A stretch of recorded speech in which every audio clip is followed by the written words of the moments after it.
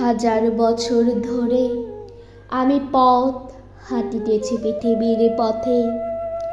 সিংহল সমুদ্র থেকে নিশীথের অন্ধকারে মালয় সাগরে অনেক ঘুরেছি আমি। বিম্বিসার অশোকের ধূসর জগতে সেখানে ছিলাম আমি। আরো দূর অন্ধকারে বিদর্ভ নগরে আমি ক্লান্ত প্রাণ এক। চারিদিকে জীবনের সমুদ্র সফেন আমারে দুদণ্ড শান্তি দিয়েছিল নাটোরের বনলতা সেন। চুল তার কবেকার অন্ধকার বিদিশার নিশা, মুখ তার শ্রাবস্তির কারুকার্য। অতি দূর সমুদ্রের পর হাল ভেঙে যে নাবিক হারায়েছে দিশা।